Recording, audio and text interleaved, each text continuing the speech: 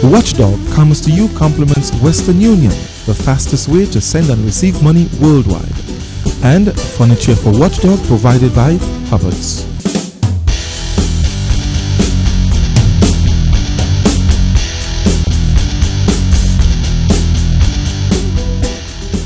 Good evening. Welcome to WatchDOG, and let me say, folks, this evening is a very special program. We have with us for the very first time the leader of Her Majesty's loyal opposition, Dr. Keith Mitchell. He's with us for the very first time, and of course my co-host Andrew Shelman. Good evening. Welcome to WatchDOG. Well, I'm very happy to be here, although it's the first time, as you mentioned. But maybe it's a good thing that we're having it now, because I've now got an added description as loyal opposition. So it's a very good thing for me now. Okay, well, we do have a lot to talk about. I mean, there's a lot going on. Of course, there's a no confidence motion. There's issues with the electoral process. So much is happening. We go straight to the break. When we come back, we'll get into a conversation with Dr. Mitchell. We'll be right back. Owning a vehicle is a big investment. That's why care and regular maintenance is of high importance. At Hubbard's Motor Department, our experienced and qualified technicians will provide the recommended care and maintenance, ensuring your vehicle is in excellent working condition. Visit Hubbard's Motor Department in Mungay, St. George. We'll do the rest. Hubbard's, quality service, affordable pricing. It's the end of the month again. My son's rent is due. Sending money to your children studying overseas is easy. Western Union's safe and reliable service lets you transfer money everywhere in the world. My son is doing well at school. That makes me proud. Western Union, moving money for better. Chillaxing with Glenelg Spring Water.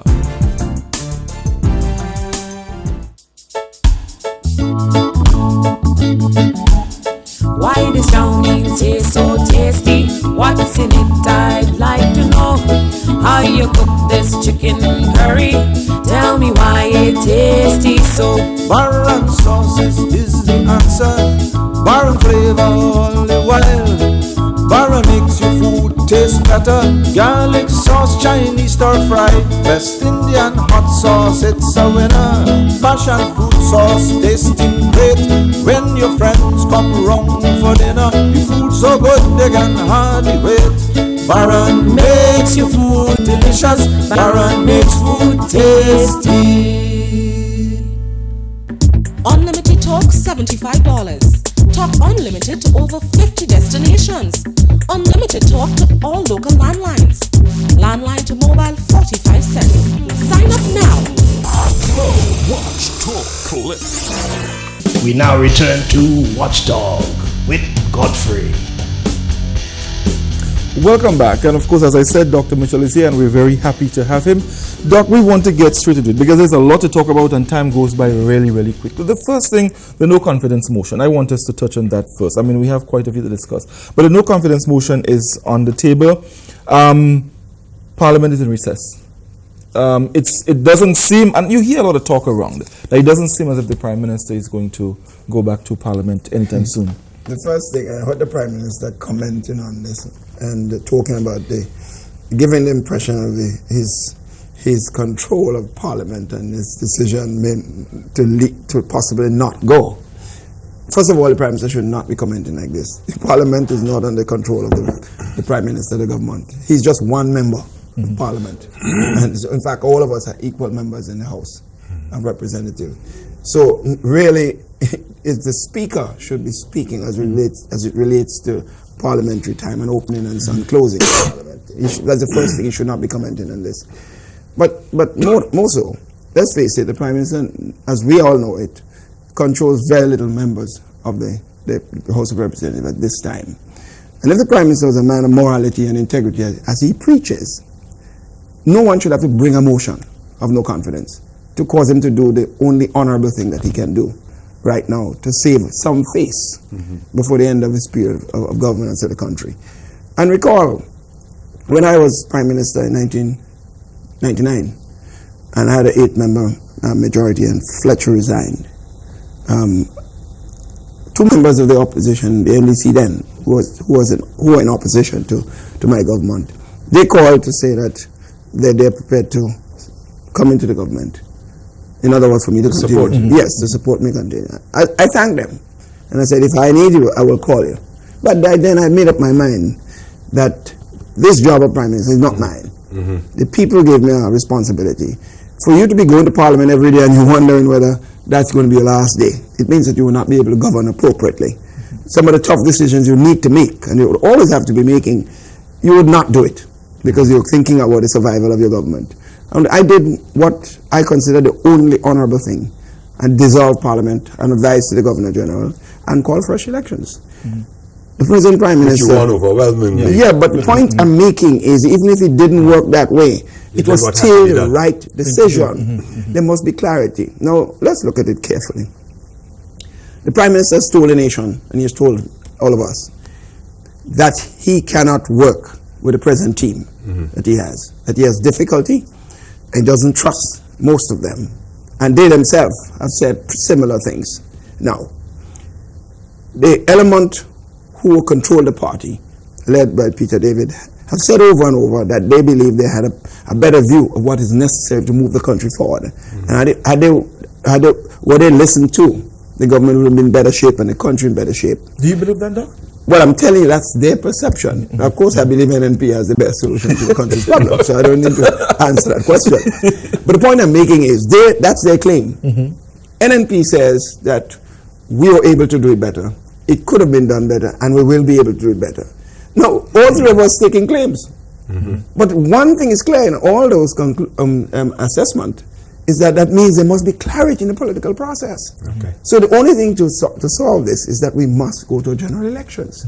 Now, if the people decide to give Tillman Thomas the mandate with the so-called new team that he's talking about, then that's the right.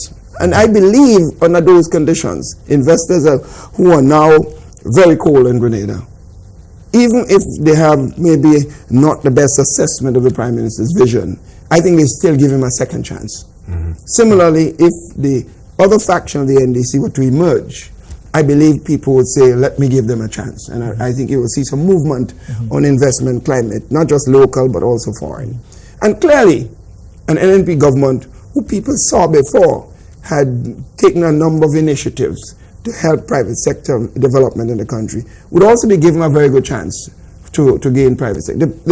In effect, what I'm saying is, the only resolution, clarity to the political process, and that must be done now. For the Prime Minister to be talking about, I heard the statement, and I really believe, sometimes I feel sorry for the Prime Minister for some of the statements he makes. He said he would not be cheated out of his term in office. What does that mean? So in effect, what he's saying, I was cheated in 1999 of 2 years.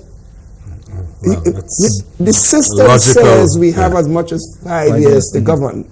Up to 5 years. Yeah, but to govern appropriately, and to govern means to work in the interest of the people. But if in 3 years you realize you cannot do it, the system also says, it doesn't put it in words, but it implies that you have one choice.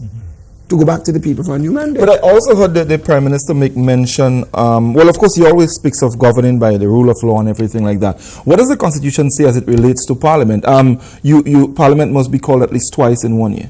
Yes. And that has happened. Yeah, that's what it says, but it's not just a Constitution. Remember, a lot of the things that are not written in Constitution, but it implies. We're talking order. We're talking morality. Let's face it, the Prime Minister is a man who talks about morality.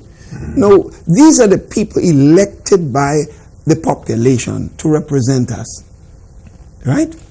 They are saying, it appears right now to almost be saying in a good majority that we do not believe that the present leadership can govern the country appropriately. It means that the people's voices are being heard, or should be heard, and the only place for that, as the Constitution dictates, is the House of Parliament. For you not use your influence with the Speaker or whoever, or with the Governor General, whoever, not to reopen Parliament is going against the entire spirit of our Constitution. So is there any options? Are there any options available? I don't know that the system can do anything differently when if 8 members of the House says that it appears that is happening, that we want a special sitting. The standing order says clear that if that is done, the Speaker is almost duty bound to call a special sitting, particularly in a period that the Parliament is not prorogued, and that's critical. It is in recess, not prorogued. So it means now the Speaker would have to defy the standing orders not to call it, or listen to the Prime Minister's recommendation or influence not to call it, or whoever's influence. So it seems to me that we're looking at very soon. I have a quick question, still on the same no confidence. The Prime Minister, in his address a week and a half ago, accused you, Dr. Mitchell, of being behind the no confidence vote. Are you guilty or not guilty? Well, first of all, I think I answered that already. You know, as I said, sometimes I really feel sorry for the Prime Minister too. You are given 10 persons to run government with. I was given only 3 and myself. After 3 years or 2 and maybe less as much as small as 3 years, it turns out that most of these people have had conflicts with you. No. It seems to me you should be looking at yourself and not the opposition, because they all came in on vicious attack against Keith Mitchell and his character and the NNP. But they have lost faith in you. I'm in opposition. The opposition by the framers of our Constitution almost implied that's the alternative government. I have to remind the Prime Minister this. I don't have to apologize or even to, there's also a secret that if you have lost the confidence of your members, and the job of the opposition is to get into government because he believes it has the better policy to move the country forward. There's no sinister motive in this. Then if I don't attempt to get the Parliament to do what it has to do, to give a no to the Prime Minister continuation in office, then I would have abdicated my responsibility as a leader of Her Majesty or I have a follow-on question, Doc, because so fairly, no, I mean, I'm just making the point. The Prime Minister should not even make that statement. He should understand it's your duty that I have to talk to the members whom I believe will support the serious moves to get new leadership in the country. I have no choice. Okay, can you count on the support of any of those? Do you think you have some, I mean, without calling? Well, first, let's get it straight. This is not my motion. This is a motion. Okay, so you prepared to support the motion. Yes, I think you said you would ride on his back or something. They asked me whether I would support. I said, well, he's not getting there before me. And if I not getting there before me, I don't think he can run as fast as I am. So I have to ride on his back. But okay, would you tell us, you think there's any truth to the rumors that we're all hearing that Dr. Mitchell has positions for those members of government who are prepared to move a vote of no confidence? You have any deals with any of these? No, absolutely not. Absolutely not. Would you make deals with them? No. There are no permanent enemies? There are no deals, but let me say this. You know, NNP is going forward with 15 persons. Yes. So clearly there is no deal at the parliamentary level. There can be, because we're moving forward with this. But we have made it very clear, and I don't think that's something that's hidden. One of the fundamental mistakes that I think we have made in the politics of the country, and when I started in government in 95, initially I made a couple of those, and this government has persisted for 4.5 more years in the politics of hate and spite, and not involving members who did not support you in the process of governing. The country will never move forward at the level that it have to by the absolute control of one party with just its members attempting to govern the country. Because you have to accept that every single party have elements in it who can in fact make a contribution. So if a person have a skill in a particular area, and he or she happen to be a member of parliament, and that person is willing to make that skill available to the government. I'm just giving an example. I think it's my responsibility. Failing to do this, I would be abdicating that responsibility that I pledged to make sure. I'm going to go back to so in effect, what I'm saying is I have no doubt, and I have no problem if there are members on the opposition, the government side today, who will not necessarily be in Parliament, and who are willing to come forward and make a contribution in an area of their skill. In other words, you're not getting a job like some of them have today. Yeah. Job for the boys. Okay. To, in other words, I give you something, you give me something, and I give you something. There's nothing like that. You've been accused of that in the past. Yes, giving jobs to the boys. But let me ask the question. Yes. In an NNP government, if you win the next election, might Peter David, for instance, be your next foreign minister? Well, no, I would not want to.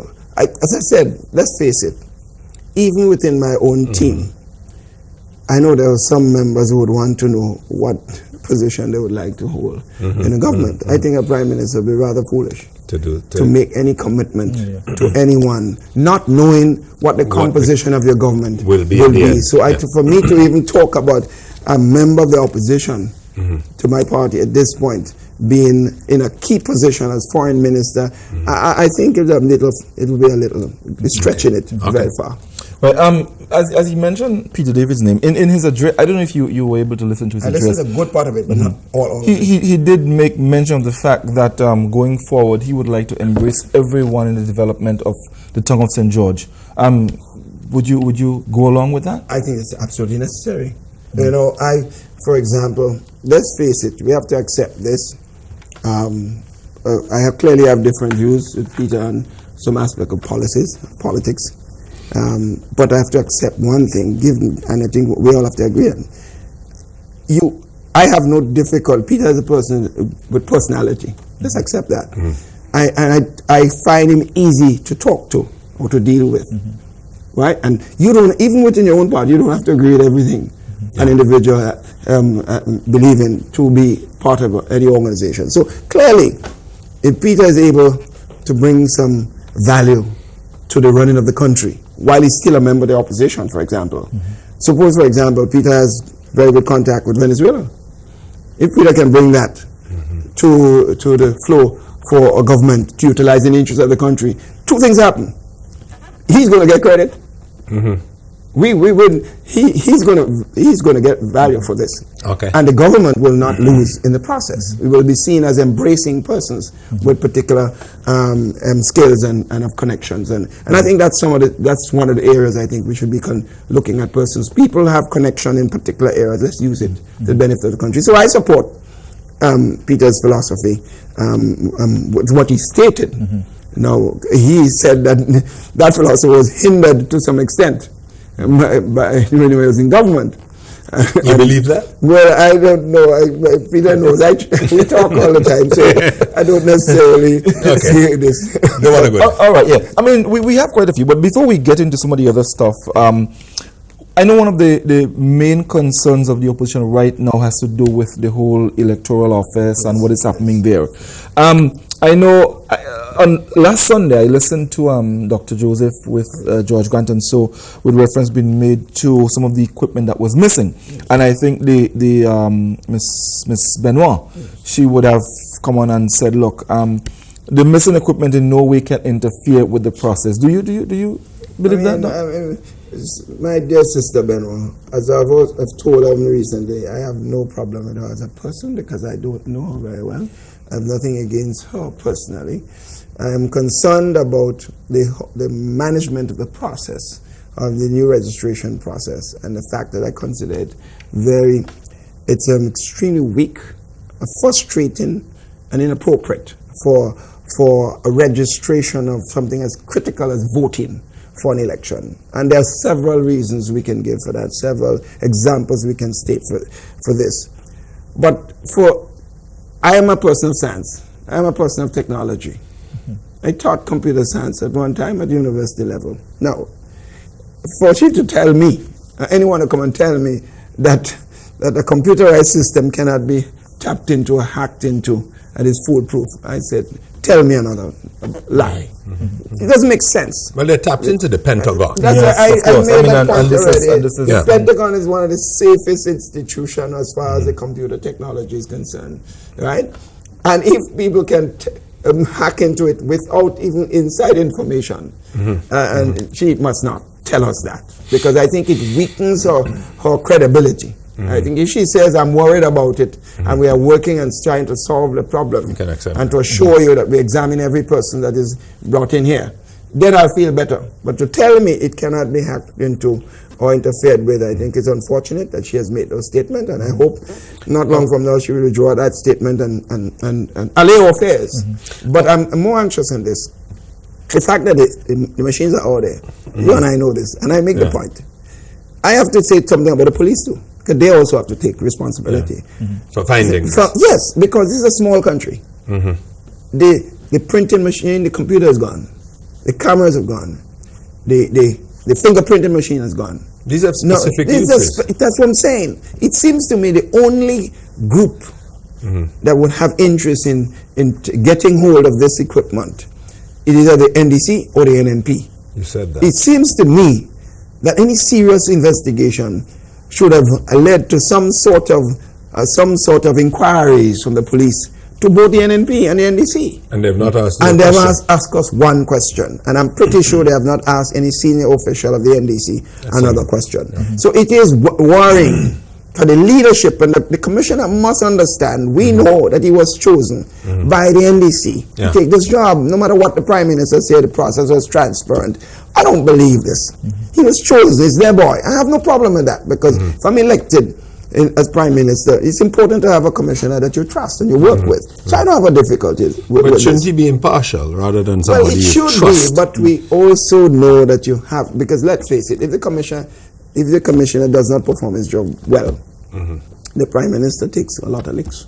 Usually Minister of Security. That's right. So therefore, I have to understand, yes, he's independent, and the Prime Minister must ensure that he does, but he also must have confidence and trust that the person will not tell lies to him, and so on. I'm talking about that in the context of this. So I'm worried about the fact that not sufficient, and what worries me further, you have not heard any complaint from the NDC government about the missing machine. You have heard nothing from the NDC party concern about it. You have heard nothing from the police about their concern. We have heard nothing from the Governor General office, which is responsible electoral office. Should he mention? Not necessarily him, but his staff. It has to be mentioned because he's ultimately responsible, not the government. I could tell you this, and the only person that is mentioning this over and over is the NNP. Well, I'll tell you that.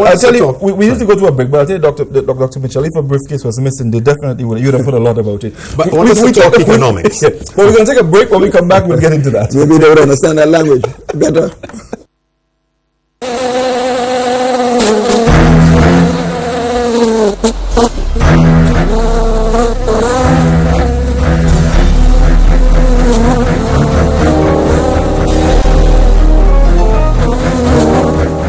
Bop Insecticide Spray kills flying and crawling insects. Available in supermarkets and shops nationwide. Get serious. Get Bop. Superior one-on-one customer service. Phenomenal products customized to your individual style and need. Fast and efficient service are all attributes that have made St. Louis the leading manufacturers of windows and doors for over 30 years in St. Lucia. And we are now pleased to extend our services to you. Try our new single-hung windows, which can be tilted for easy cleaning. Our famous casement windows, which locks with keys for added security. Our gliders, projected aluminum and heavy sliding windows, sliding and commercial doors, commercial shop fronts, and more. Visit us today, building number 19 Frequente Industrial Park, St. George's, or call us at 439-6538. Chillaxing with Glenelg Spring Water.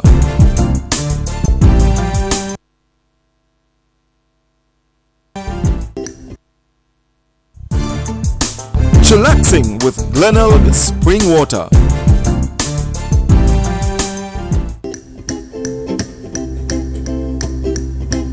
Expertly crafted and designed with exciting colors, giving you that unique standout look.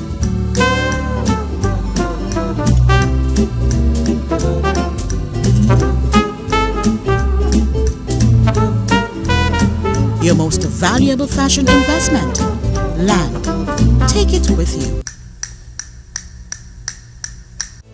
Owning a vehicle is a big investment. That's why care and regular maintenance is of high importance. At Hubbard's Motor Department, our experienced and qualified technicians will provide the recommended care and maintenance, ensuring your vehicle is in excellent working condition. Visit Hubbard's Motor Department in Mungay, St. George. We'll do the rest. Hubbard's, quality service, affordable pricing.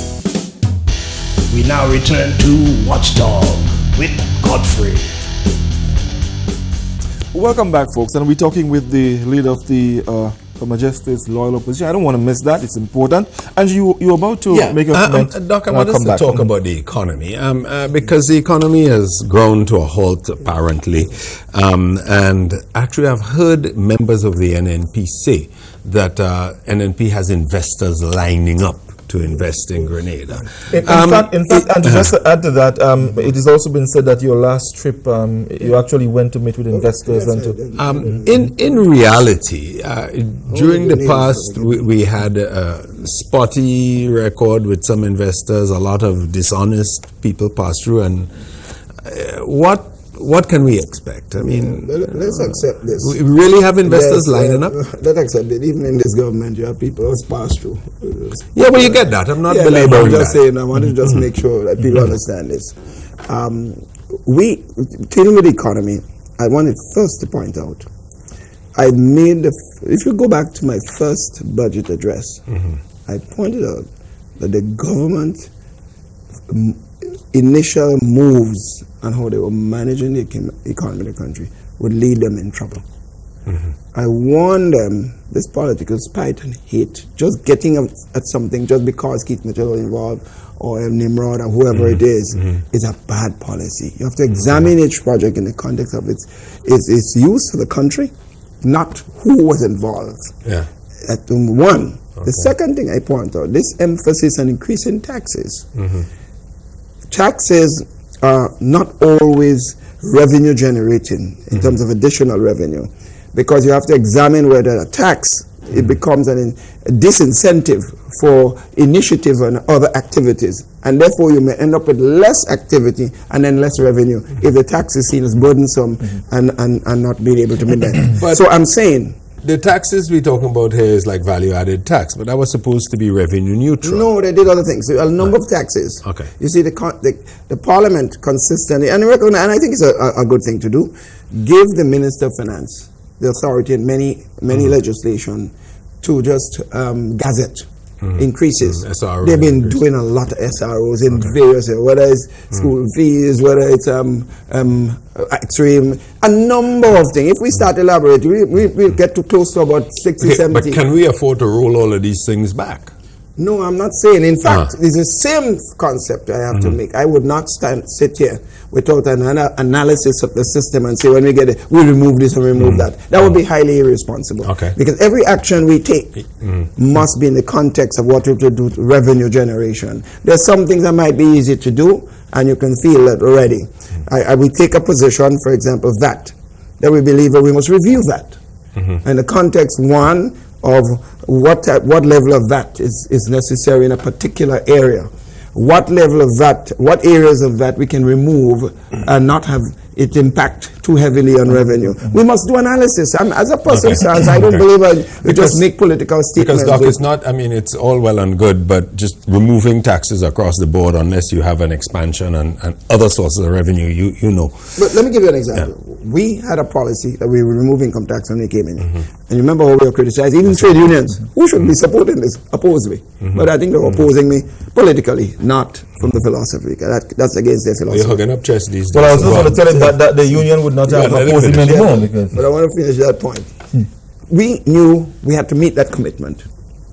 But I was in a government before when Blaise removed income tax, and he did not put appropriate systems in place to ensure that it be revenue neutral or increases in revenue.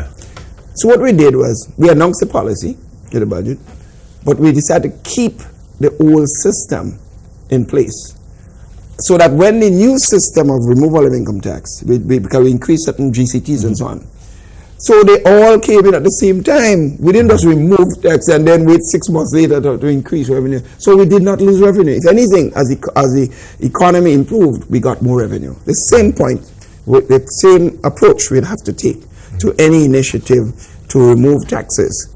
I'm talking in general. There might be some you can do immediately without having any serious effect. Doc, one of the big problems we all know, and it's perennial, revenue leakage at the port, under invoicing, avoidance of taxes. It's a big problem. Yes. And we have a big debt. We can't avoid it. What specific plans we have to... And Doc, you blamed a lot for that. To address the debt and the moving the economy forward. For what? For the debts. You've been doing a lot for that. My friend, every time I talk, and my brother is a businessman, and he knows any man that will incur debt, and banks are prepared to give him, is because they see potential revenue.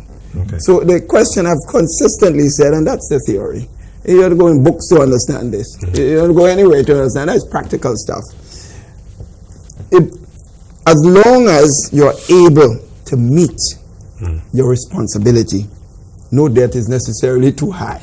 Okay. As long as you're able to meet it. In other words, there may be potential revenue generation to help you to deal with debt, with the debt that you have. No, let me finish, because that's a very important point you're making. So the NNP did not falter on their responsibility, because you know why? The economy was growing appropriately. And the question is, what were these debt created for? Roads? Infrastructure. If you don't have proper roads, you're not going to invest seriously, get the economy going. Water? You don't have water around the country? Okay. Don't forget, water project, one water project for area, costing $20–40 million, easily so. Electricity services, we had to do that. And you know what, I'm talking. But it was privatized. Wasn't it already privatized? Electricity, you didn't handle that. But I'm saying, but you had services to bring. Okay. And then and we lost a lot of revenue because we gave up electricity company. I'm just making the point, you have to invest heavily in on that one we have a philosophical difference, because government didn't run that electricity company particularly well. It's making money now. No. It was being run lately because we had invested heavily. Don't forget the Royal Electrification Program. By the time we became new owners, we had almost spent all the money we had. On electrification. We had 95% of the country covered. When we got in the government, it was only 45%. No, but I want to make the bigger point about revenue and of course debt. So when this government came in and we warned them against some of the policies, the bad policies we implement, we told them you will find a situation you will not be able to meet your recurrent expenditure, and therefore you will not be able to invest in capital stock, which is important to grow the economy. And whatever you're doing, there's one thing you must always remember, no matter what policy you implement, remember, every tax, you must study its effect on activity. The British government today are finding out, they implemented a number of taxes. What is that? Less economic activity. They're getting less revenue. So they're worse off. So they have to review their actions.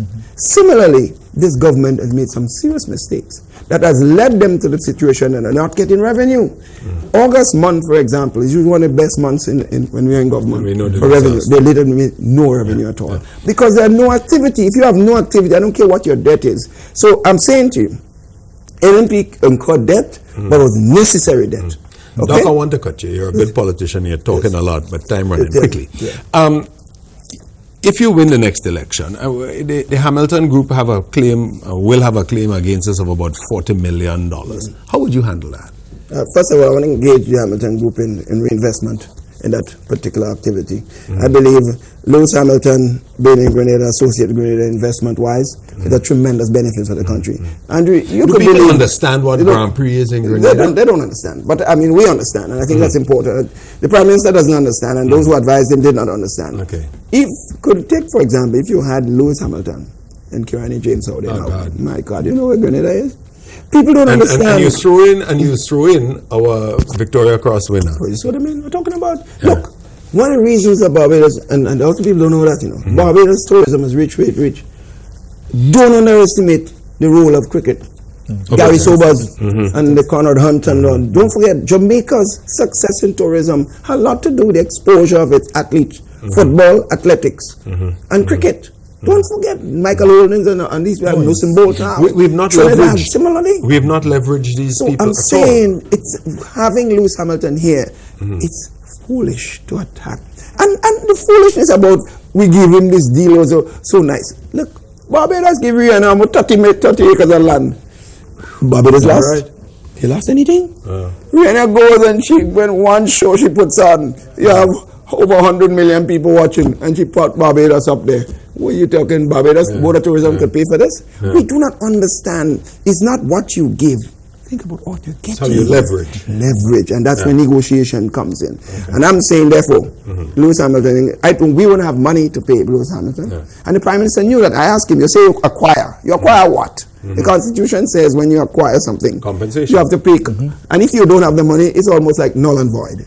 So forget about this acquisition nonsense. We have to then move with Lewis Hamilton when we get there to sit with them and say, let's bury the hatchet.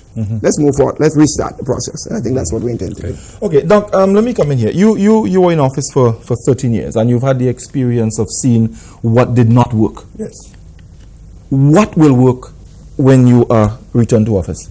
And we hope not long. Let me tell you one thing. A certain Prime Minister recently in the region told me, said to me, Keith boy, one thing I realized that when you're in this business for too long, there's some things that happen to all of us. And you become sometimes lose perspectives. It happens, not just politics, you know. If you're in a certain sporting activity and you're captain for 10, 15 years, sometimes you lose. It's life, right? And he says, I was out and I'm back in. I'm convinced I'm a better Prime Minister than I was. And I'm telling you, Keith, when you get there, you'll be a better Prime Minister. And people interpreted the demeanor and meeting I made from big set of mistakes. That's life. If you, Godfrey, don't want to improve and don't every day say to yourself, what I was 2 years ago, I want to improve on it. If you don't do that, then you're no use to the institution you represent. But I'm making the point to say that, one, we had a lot of successes. Two, clearly there were failures. In fact, if you run an institution and you succeed, everything you do turn goal, something is fundamentally wrong. You almost could say that you're a supreme human being, and that none of us are. Well, you did promise to be a better or different Prime Minister if returned. No, I'm saying, as the former Prime Minister mentioned, you're looking in now. Clearly, you could identify areas that you heard, and clearly gives you an opportunity to put systems in place to ensure some of the weaknesses that were evident then. Don't forget, let's face it, look at a simple case, the offshore sector.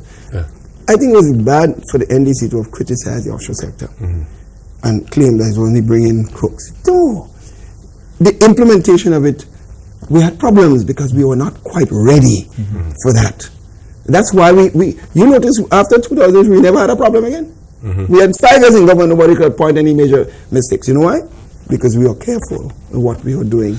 In other words, the systems were not in place. So, but the offshore sector is a necessary sector. But you have to have all the professional support clearly. Necessary. But given the current global situation, it's not going to be a boom sector for us. I mean, the imperial countries are really paring down the periscope. Works. I'm just using that. Okay, so that's a little block. So even you may not get what you used to get 10 years ago, but you'll get something. And it takes 10 years to build an industry. Barbados has a successful offshore industry. But very you won't quietly. get all the success overnight. But I'm saying, as you implement, you'll get little steps of success. Okay, let me ask you another one of those. You know what, you did point out other things. I'm making the point about how govern. For example, a number of cases, your own supporters. Right? You're in government. You're busy running country. Some people made mistakes around you that you were not even aware. And you have to take responsibility. And therefore, if you're moving back into that position, you must have more systems in place to ensure that those who put in charge of responsibility do not do things without your knowledge. And you do not get information about what they're doing, which affects the perception of your ability to govern. And I think that's, I want to just use these two examples. But if people report, if as you said, if people have to report about everything, might you be branded as a dictator? No, not talking about areas of weaknesses. For example, I give you an example. Andrew is employed by me in government. They see Andrew doing something, but because they see me and Andrew in a bar drinking, they assume that Andrew, I know what Andrew is doing, and they're afraid to come to tell me. I'm saying to people, we have to put system in place to ensure. I'm not talking about all the things Andrew will be doing. I'm talking about weaknesses that people see that's evident, and they just assume that you're part of it. Yeah. No, and just before you go, now there are also persons who are fearful that, you know, when you get back into office, there might be some levels of vengeance and victimization. Yes. And can you address that? Yes, They say you're vindictive. You're not vindictive. Well, I think the people that know me, know you see me talking to certain people to anyone, and but that's life. People that know me know that I'm not like that. But it's a very good question. I give you why I say it's good, because this has been brought to my attention. It's a genuine concern. A lady recently at a special function came up to me. I don't know the lady, and she said, "Dr. Mitchell, I know you're going back in there, but please, when you get back, I don't want to see you victimizing and hurting people." And she looked very sad. She said the country going through enough pain now. It was coming from deep inside. Yeah, deep. And I listened to the young lady, and I had to explain to her, my friend. I said to you, I am telling you this today, but don't just take it from me. You must stay engaged. If and when I get in the government and you notice to see anything that demonstrates this, you have my numbers now. Call me. And don't be afraid. Don't forget, a prime minister in government is as good as the people in the country too. Because sometimes people come and tell you just what you want to hear, and they don't always tell you most of the time. So I said to her, so I'm understanding this, but let me go back and tell people why it is the worst thing that will happen to me. I think I'm in the twilight of my political career. I don't want to end my political career on a note of victimizing and hurting people. I've seen enough of that in this last government. And I've seen enough of that under the PRG. There was quite a strong element of that. If I persist in that direction, I would also go down in history as a failure to the country. No matter what economic progress comes to the country under any government, victimizing people and making people feel that they must not have their own individual independent say is also very, very dangerous for the leadership of the country. And I make this example. Godfrey, you were here. Andrew, you were here. In 1989, 1990, I believe I got more attacks, personal attacks then. You remember?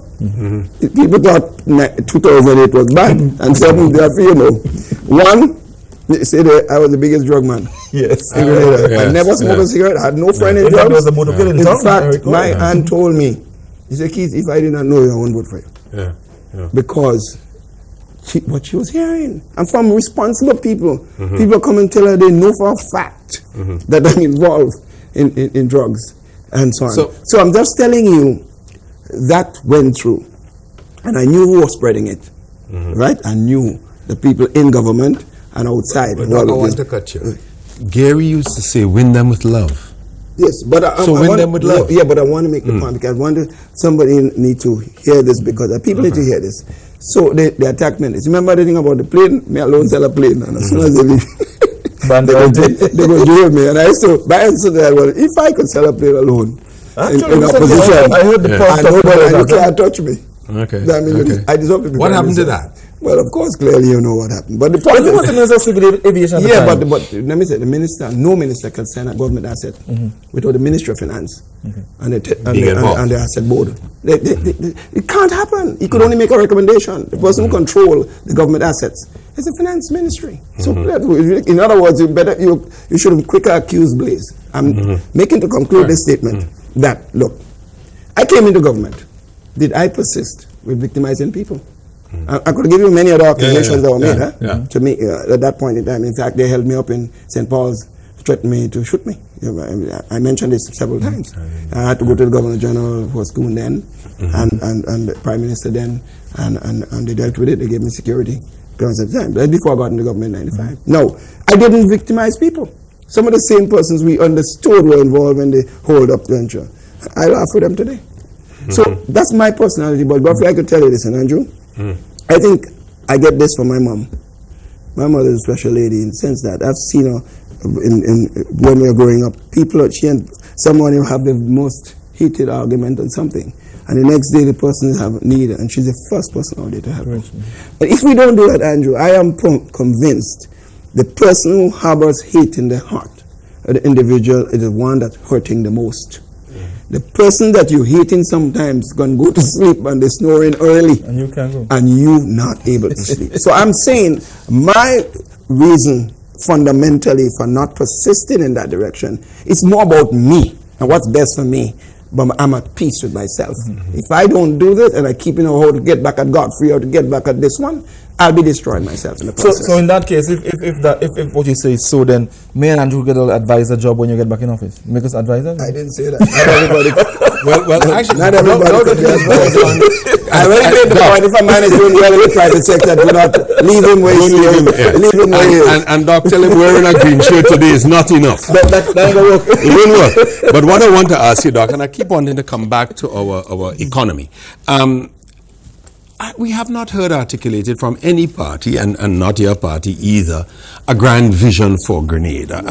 What should be the economic drivers? Our hotel and tourism industry is in a shambles. We have failed in 50 years. Yeah, that's coming. Give me something big. Andrew, I'm just telling that coming, but let me tell you this. We have a team of technical persons right now who are working on a grand plan for redevelopment of the country, which of course involves people. And there are people in there who are not necessarily NNP supporters. There are Grenadians who are abroad and agree to help in such a plan. The emphasis will be heavily on tourism. I'll give you the details. Tourism, because we believe that's a critical area for job opportunities. Agriculture. I just came from... But you have been accused of dissing that previously, eh? No, but the people make all kinds of accusations, but then you'll see the results of this. I'm not saying, again, I've not said we are perfect. Sure. No, I just came from a project, the Spice Project in Birch Grove. There, and I saw the potential there. And one of the problems the institution is having is the tax. Now, what they've done by the tax measures they implemented, they are in fact inhibiting the growth of such a useful enterprise. With more jobs to be created, more foreign exchange. And to me, a local Grenadian, not Mr. Webb now, a local person has now taken over that project. I'll give you an example of the type of thing that we have to work on. Invest heavily in the local productive sectors of the economy. Where the money coming from? You have to grow the economy. Fundamentally, look, I said, no matter what else we do, if you don't get investors there, if you do not go to make Grenadians who have money, because a lot of Grenadians have money, Big time. A lot of it in Miami, in New York, all over the place. They're not touching it unless they feel confident that the government will not with ad hoc policies to tax policies to hurt them. So you have to give confidence back to the country, and I think that's one of the fundamental areas. And we could talk about services, education services, the health services, for example. If you get a first-class teaching hospital, right? The government talking, but it's not really showing any serious plan.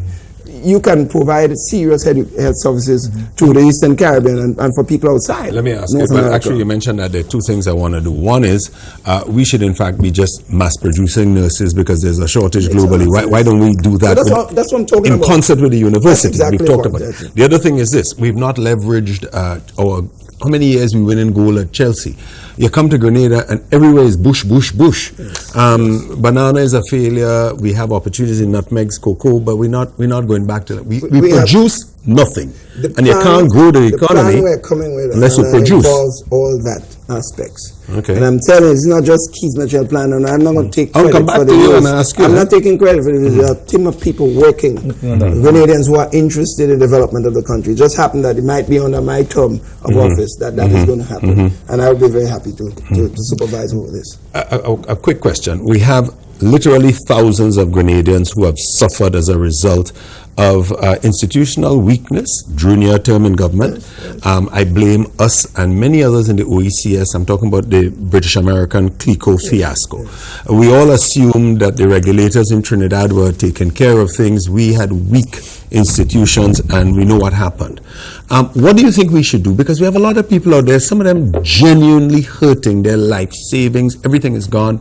They talk about resuscitating it. We know there's new moves, but then there's no money.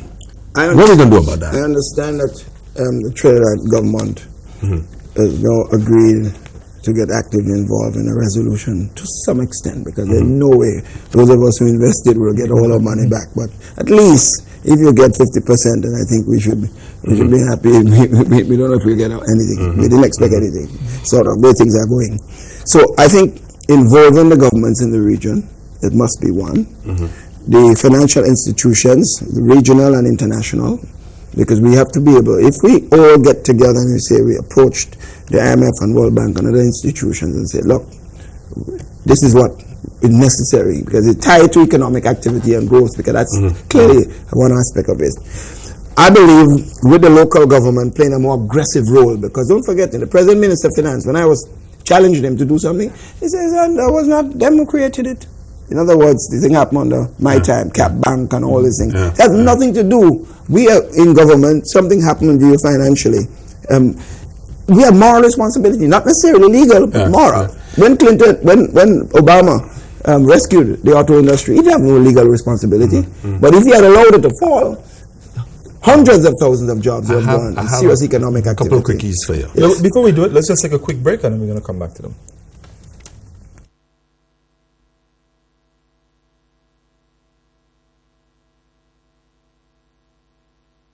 Owning a vehicle is a big investment. That's why care and regular maintenance is a Owning a vehicle is a big investment. That's why care and regular maintenance is of high importance. At Hubbard's Motor Department, our experienced and qualified technicians will provide the recommended care and maintenance, ensuring your vehicle is in excellent working condition. Visit Hubbard's Motor Department in Mungay, St. George. We'll do the rest. Hubbard's. Quality service, affordable pricing. It's the end of the month again. My son's rent is due. Sending money to your children studying overseas is easy. Western Union's safe and reliable service lets you transfer money everywhere in the world. My son is doing well at school. That makes me proud. Western Union, moving money for better. Chillaxing with Glenelg Spring Water.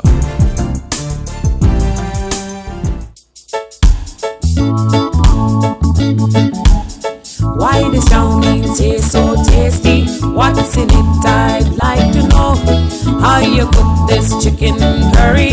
Tell me why it tasty so. Barren sauces is the answer. Barren flavor all the while. Barren makes your food taste better. Garlic sauce, Chinese stir fry, West Indian hot sauce, it's a winner. Passion fruit sauce, tasting great. When your friends come round for dinner, your food so good they can hardly wait. Barren makes your food delicious. Barren makes food tasty. Unlimited talk, $75. Talk unlimited to over 50 destinations. Unlimited talk to all local landlines. Landline to mobile, 45 cents. Sign up now. Watch Talk Clip. We now return to Watchdog with Godfrey. Welcome back, folks. And time is going so quickly. Andrew, I have two quick questions I want to ask Doc, but I'll give you a chance because I want to sort of wrap up with those. So okay, quickly, Doc, and I'm going to throw a few at you. And before you answer, I want to play a clip. But you said that recently that you would not like to have to run a government if there's a low voter turnout, etc. You won in 95 and 03 with one seat majorities. Does it really make a difference? But before you answer that. Have you been writing calypsos? And I want to go to this clip. No. So I say the wind of change is blowing in the next direction. Man, the wind of change is blowing back where it came from. Many people out on the street. We want kids, we want kids. Man, they say they're tired, they can't take it. We want kids, we want kids. Man, did you write that? Well, clearly no, but tell the truth, when I heard it the first time, honestly, I didn't know. The gentleman did tell me I have a very good tune coming out, but I left the island, don't forget it. No, you left before. So it's only when the night, the first time I heard it was the night of the march drive, and landed back in New York from London on the afternoon of the 12th.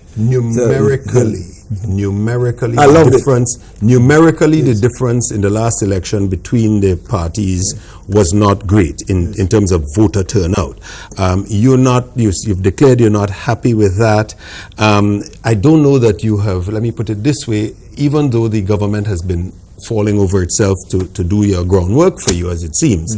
I don't know, have you been attracting swing voters to the NNP, notwithstanding the Calypso, which I still suspect there you're are two issues in voting that I want to know. The first one is, my main concern is the present registration process makes it very difficult for people to register.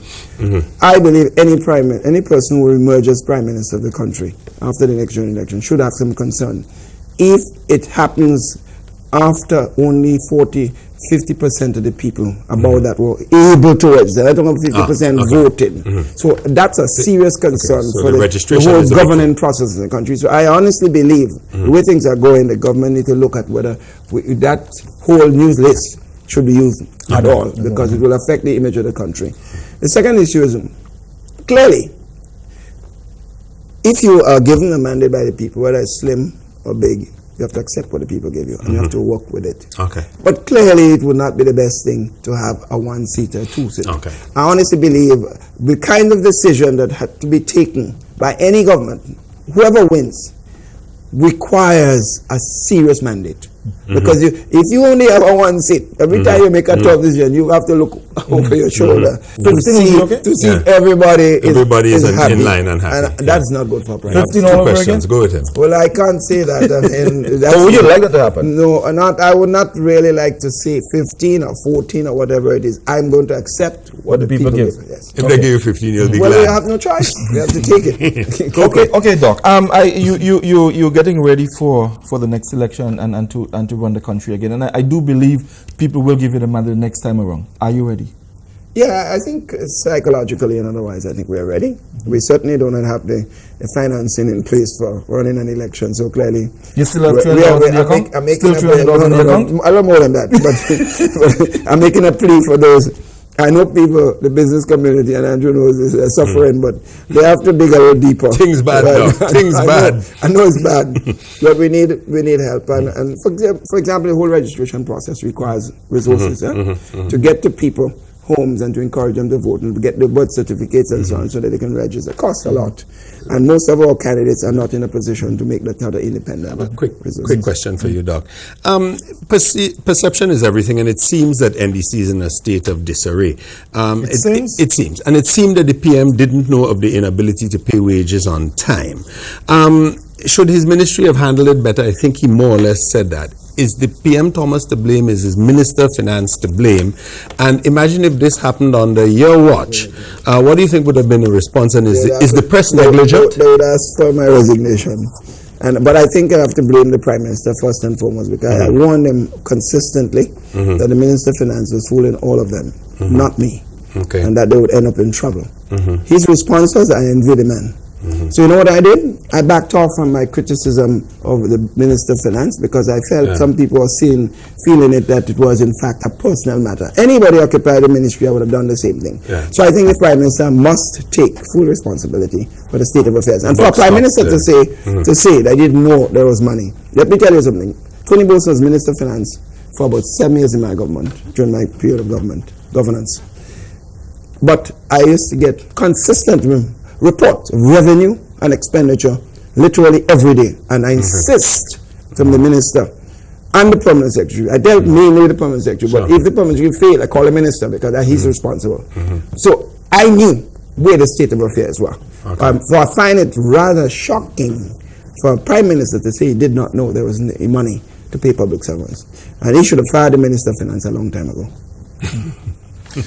Dr. Mitchell, you mentioned earlier on that you are in the twilight years of your political career, and of course, no politician would like to bow out looking bad. Of course, you know you have to leave a good legacy behind. We know that the NNP is highly struck to the wrong Dr. Keith Mitchell. You know, you talk NNP, you talk Dr. Keith Mitchell. When that time comes, what do you have in place to keep the NNP going? Because I'll tell you what, we've seen a number of parties in Grenada that have been struck to the wrong individuals, the PRG, GULP, GNP, and once these... And in the region too. In the region, once that figure is no longer there, that's Barbados is a notable exception. Right. Are you grooming anyone within the party now to take your place when you would have decided? Yeah, I would say that to some extent we have people there who I've been doing my best to encourage to show leadership and to demonstrate. No, I wouldn't call names now, but clearly that is a fact. And if you attain government, then that gives you an excellent opportunity to now give responsibilities to people so that people can see them. So that has to be my role, and I take this very seriously. And I honestly, for those who believe this, Michelle like power so much that he's not going to let me tell people this, they will be surprised. But I would leave the politics on top, not below. Well, of course, definitely. Quickly, a couple of things, Doc, because we're coming to the end. You've alluded to the fact that we need to restructure government and to address payments, wages, etc. Should we be reducing the number of constituencies? Don't we have too many to have to form a party, 15 people, everybody expecting a position? Shouldn't we begin by reducing that? No, the issue is not constituencies. The issue is we have to take a fundamental position. The Prime Minister or leader of a party must not give anyone impression just because you win a seat that you must be a minister. But that is the expectation. No, well, how are you changing No, that? I didn't do that in my time, I made some changes, and a number of people were not ministers. But PM Thomas has been badly criticized. Everybody say the people that are running the country is because senators. He has yielded. No. I think I can say this. Every one of the member of parliament were ministers, and I think that's a fundamental mistake. Okay. I'm not saying that the choice of senators might also be a problem. So you have to choose people who are genuinely competent, because you have a lot of people claiming we can do better than the persons elected, and when you give them a chance, they make a mess of what they're supposed to be doing. So I'm saying I don't believe that any leader should give persons the impression that they will be a minister because they get elected. I'm making it very clear to my team that is not going to happen. I made some mistakes when I was there. I made too many ministers, two persons minister, to the point that we did not have a sufficient member to have the Public Accounts Committee, and I think that will not happen the next time. What I could tell you is whether somebody is a minister or not, I believe they must be paid appropriately because they have a constituency that they represent. And therefore, I believe everyone should earn almost the equal pay. Talking about those who are involved in government, I think that's... What about the advisors you're going to bring in? Would they have the kind of salaries that those are having now? No, first of all, I don't believe some of the salaries could be paid locally. We'll have to seek additional support from our friends. But secondly, let me say this. I have no problem with advisors. What I have problem is lumpen people who are just sitting on the backs of the people. A man comes in, he's drawing one pile of money, and you can't see no production. If a fellow is help me to bring millions of dollars, and I pay him $15,000, I don't have a problem. But if I cannot show what he's bringing me, if anything, I can show the reverse, that is helping incompetence, then I have a difficulty with this. People must earn their worth. In other words, if you get a high-power technician who have connection and he can bring resources to the country, I think the end result is what is he bringing in versus what you're paying him. That is how we make decisions. Dr. Mitchell, we're out of time.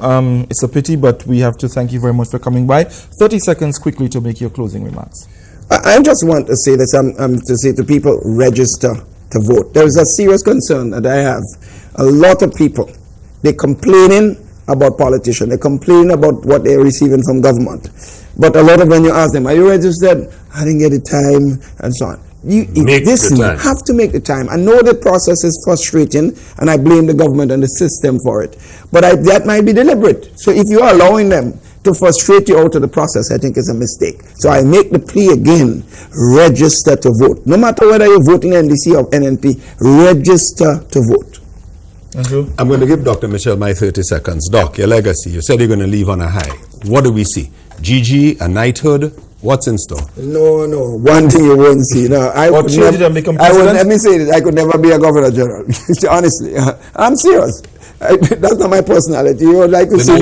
The GG had to be in prison playing dominoes with the boys and fish broth and so on. No, I can't be. That's not my lifestyle. Okay. No. I'm not. That's not my thing. In fact, when the right honorable had to come, they had to force me, literally force me. I don't believe it. Doesn't look nice for you giving yourself honors. I don't like it. Even when I'm finished in politics and somebody wants to... The legacy of Eric Gary, we have studiously ignored him. Not me. Not you. Not you. So when we can't ignore Gary's contribution. Gentlemen, I want to thank you very much. Dr. Mitchell, thanks again. It was your first appearance. I do hope it's not your last. We look forward to having you on the program again. Folks, that was our program this evening. I don't think I can add or remove from anything that Dr. Mitchell said. All I can ask is that when you go to the polls, Andrew, why are you touching my shirt?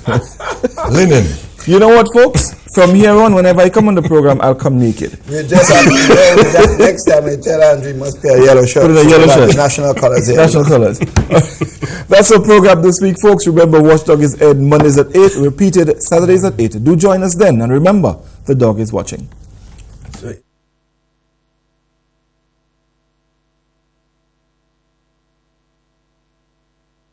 Godfrey's Wardrobe, provided by Adonis Men's Store, Spiceland Mall, where you can now receive 50% off on clothing.